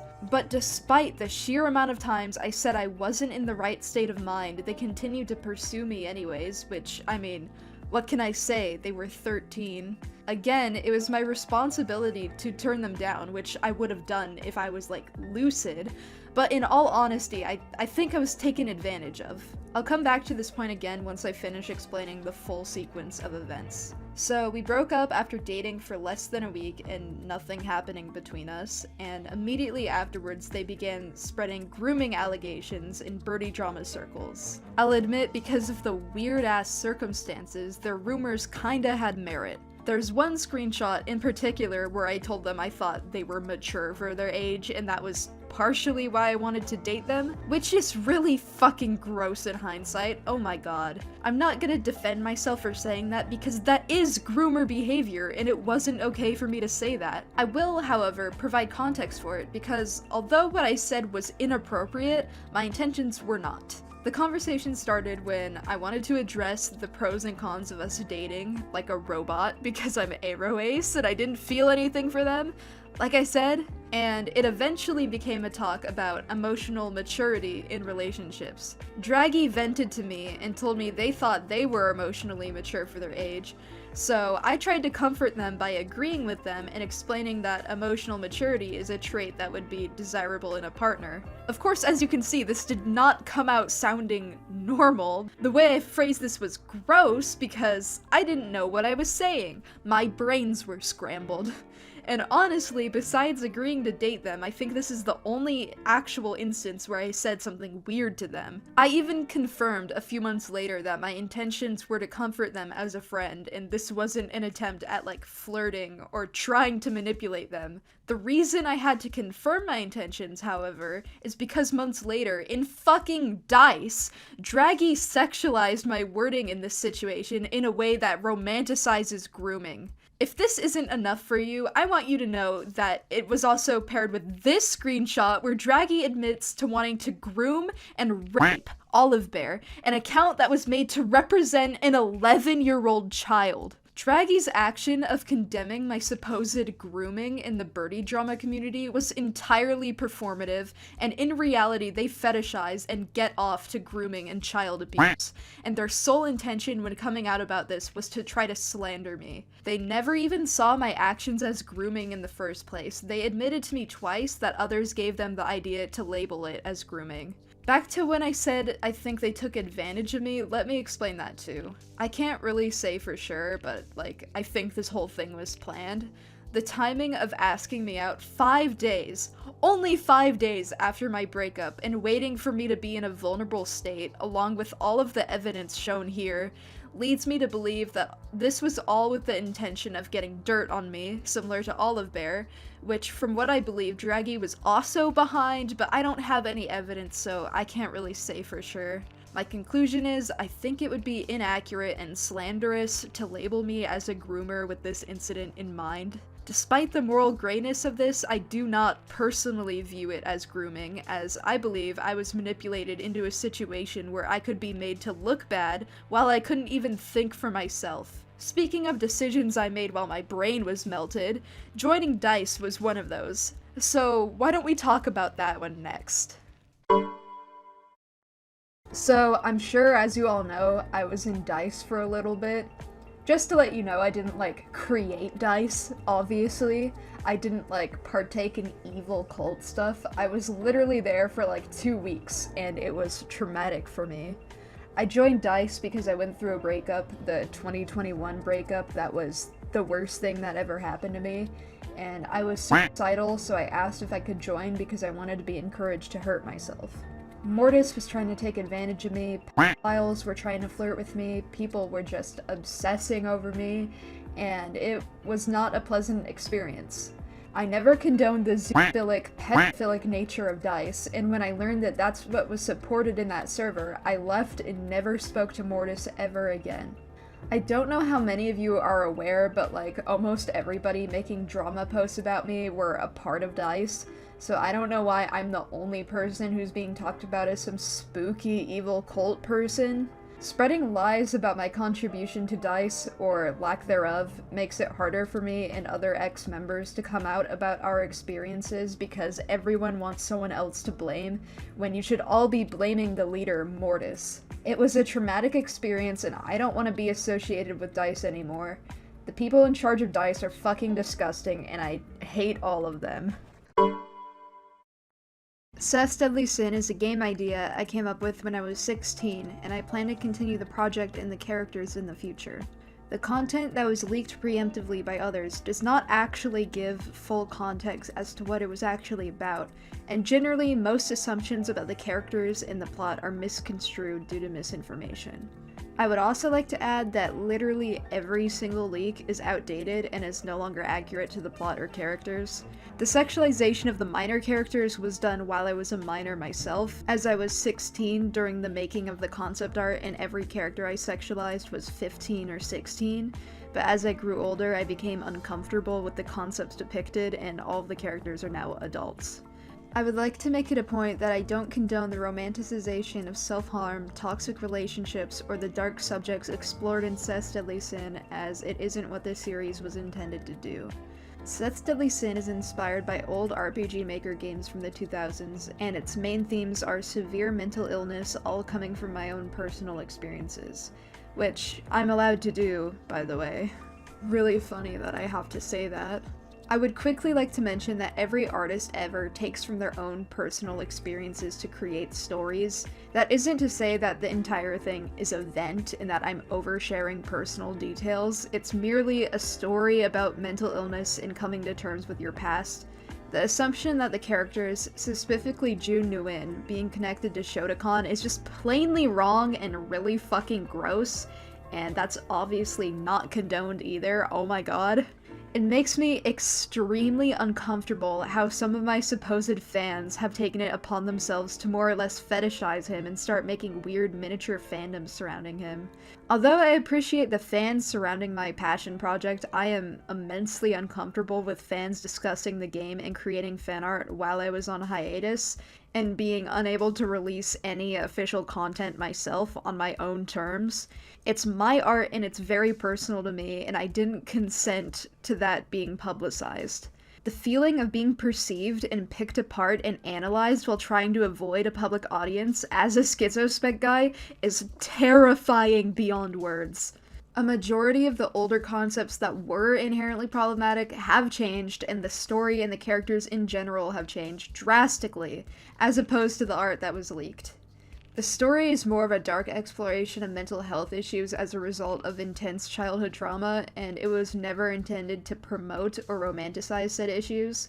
Going forward, while interacting with Seth's Deadly Sin, I please ask that 1. You aren't fucking weird about my characters, and 2. Stop putting words in my mouth about the series, and 3. Handle subject matters inside maturely, and 4. Acknowledge that again, the actions in it are not condoned. Also, I would like to briefly mention that the dude claiming June is related to Shotokan is fucking Julian.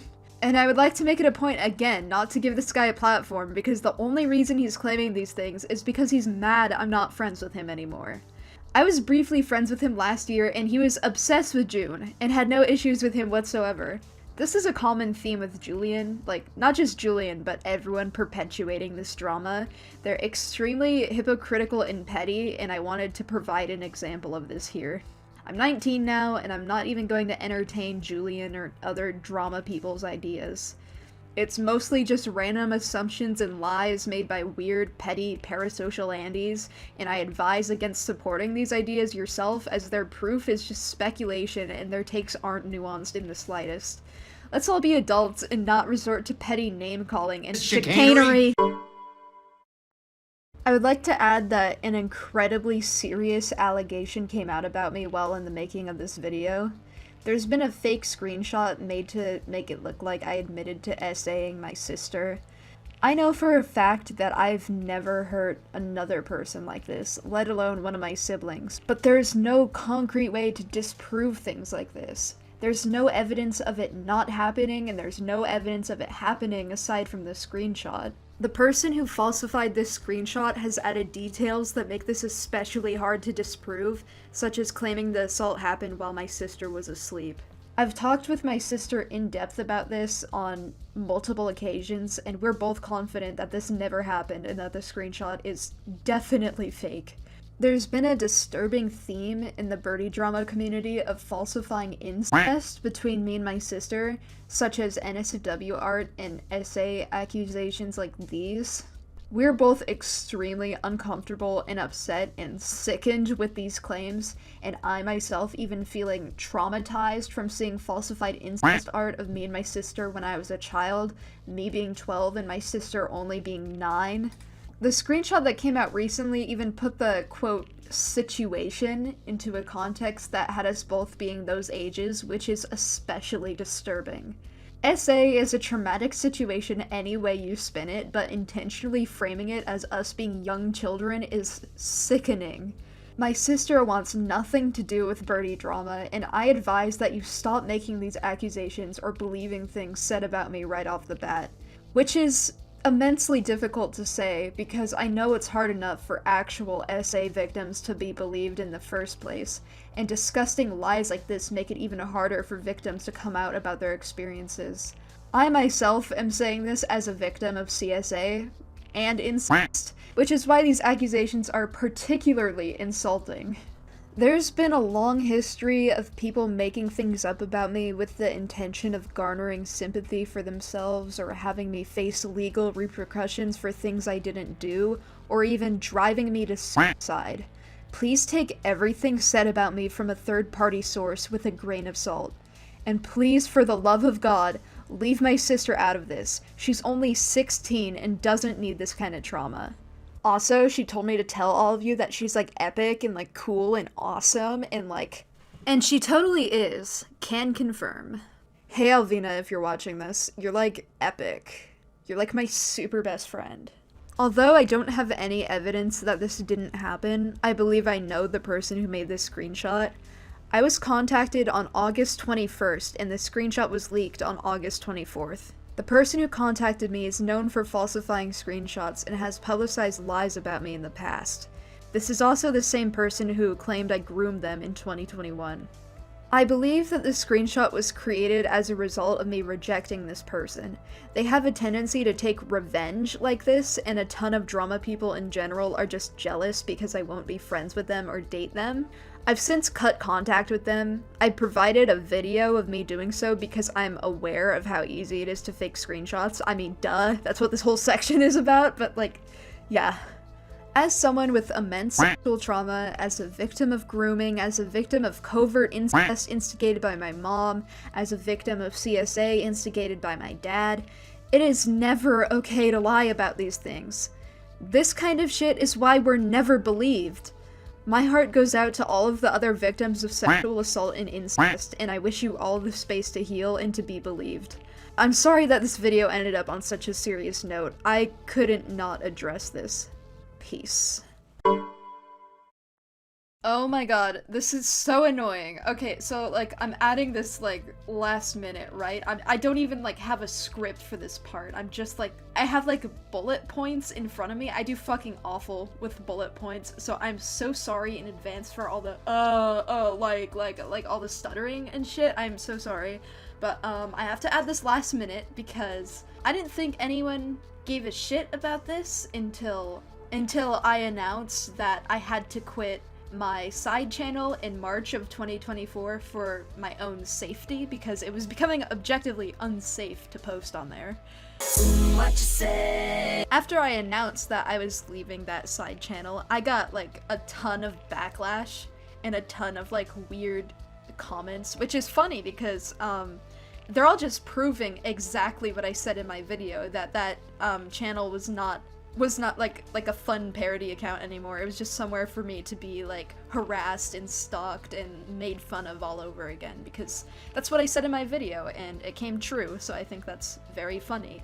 However, a lot of these comments were making allegations that I'm a predator and that I am friends with minors as a 19-year-old.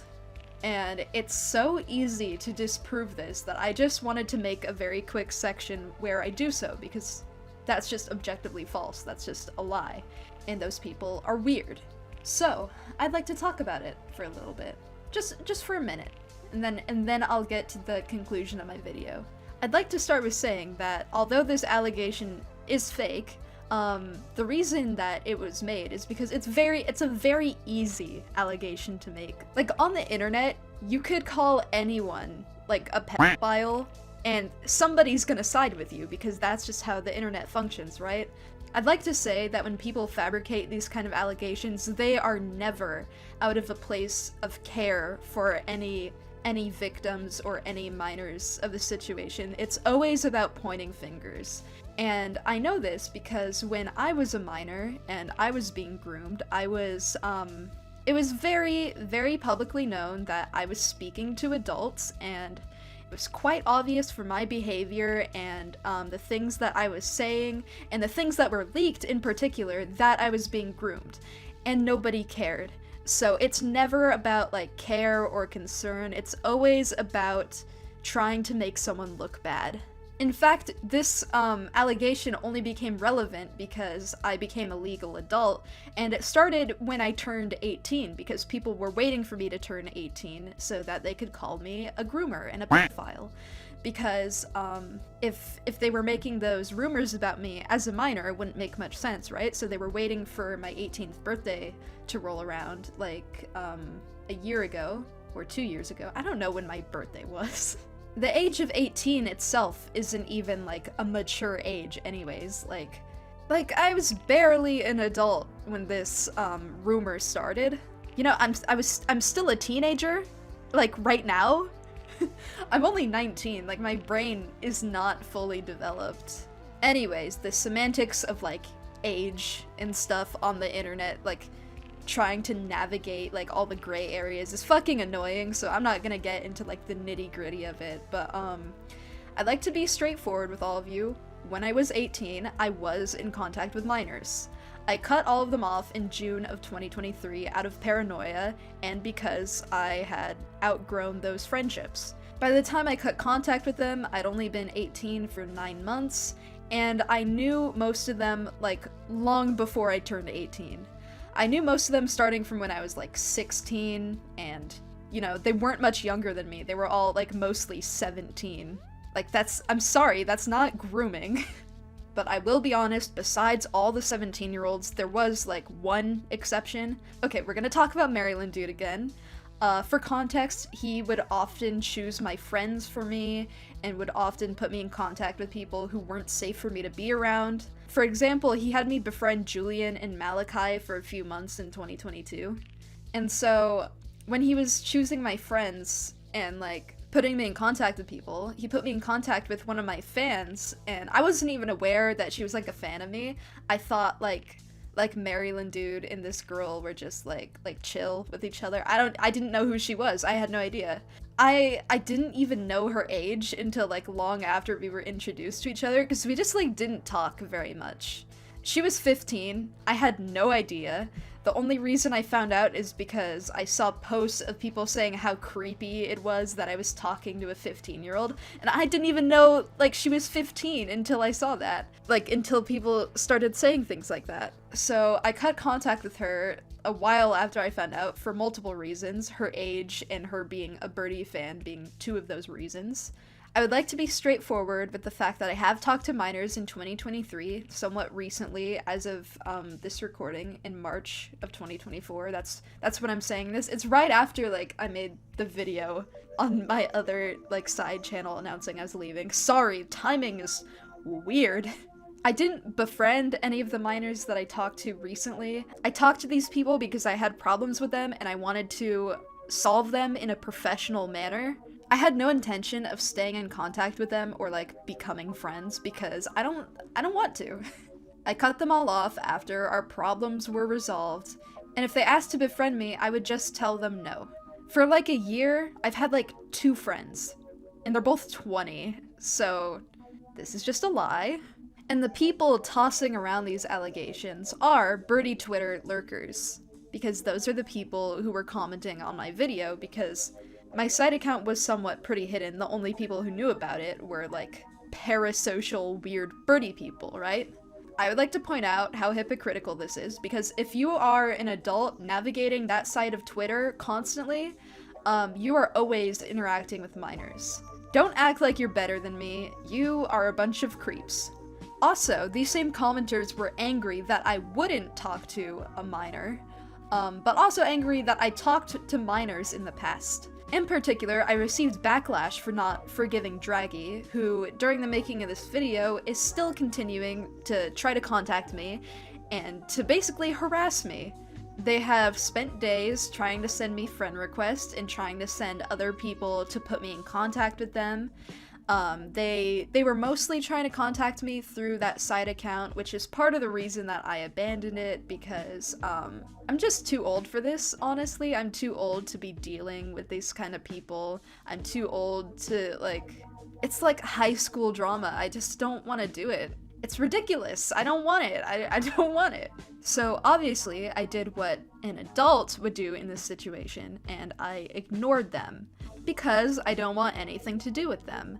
At one point, they sent me a really long apology on my side account, despite how obvious it was I didn't want to talk. And it was something about how they wanted to explain themselves because, like, and it was basically them, like saying how much they missed me and, like, how sorry they were and how they want to have a talk with me to try to disprove that they made the fake screenshot of me molesting my sister.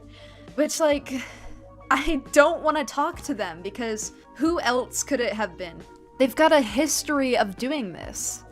And, like, I don't forgive them. I don't want to talk to them. I just don't want anything to do with it. I don't want anything to do with this person. I don't trust them. Aside from the things that I've mentioned in this video, they aren't a very good person. And, like, I don't want to get into that because it's personal and it's petty and it's drama and I don't want to deal with this.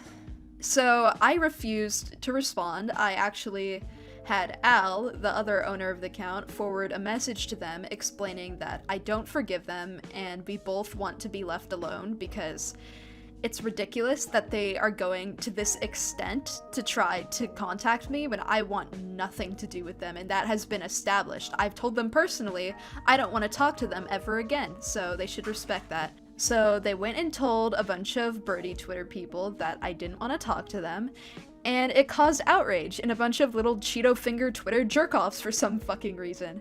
So yeah, those are the kind of people spreading this allegation. They're a bunch of liars and hypocrites. Also, I'd like to point out how funny this is, because the age of 18, how old I was when these rumors started being made, is still old enough to be in high school. If I was still in school during that time, I would be surrounded by minors that same age whether I wanted to or not. This argument is stupid. Also, I'm Aeroace. What kind of sexual thing would I want to use minors for? I don't want to do sexual things with anyone, let alone children. That's disgusting. Okay, now that we're done here, let's wrap things up. Again, this is the first and last time I'm ever gonna talk about these things unless I do something seriously wrong and need to address it. So please don't try to spread this kind of negativity on my channel anymore. Also, if you're gonna continue to be weird about birdie drama, I will block you for my own safety, along with the safety of my friends and family. The people posting about me are mostly my exes and my abusers whose main goal is to try to hurt me. I'm not going to be talking about the people who are saying things about me nowadays, but we need to stop giving these people platforms. They're allowed to get away with causing damage to me because it's easy, and claiming I abused them when I didn't is their bread and butter. From now on, this is a place for my art, and none of my personal issues are going to enter this space ever again, so please be respectful of that. Don't obsess over me, don't sexualize me. If you have a crush on me, please keep it to yourself. I'm Aeroace and romance repulsed and sex repulsed. don't post weird, chronically online shit about me. Like, just stop prodding into my personal life. It's stalkerish and weird and shouldn't be so normalized. Don't be a parasocial Andy. Don't contact my parents or my 16-year-old sister. Yes, people do this. Don't harass me. Don't pretend to be me. This is more of a personal gripe, but please, and I mean please, don't take heavy inspiration from my art. Please don't interact with me if you're an avid follower of Birdie Twitter and Birdie-related Curious Cat threads. And if you really don't like me, then just don't interact with my content. Okay, as long as you don't do any of those things, then we're all good-o here. If you have any friends who are into birdie drama, maybe try showing them this video, or even better, just tell them to stop. This kind of culture surrounding me is unhealthy and actually disturbing as hell. Well, anyways, I'll see you all later. A bunch of fun art is coming soon. Bye! It's good to be back.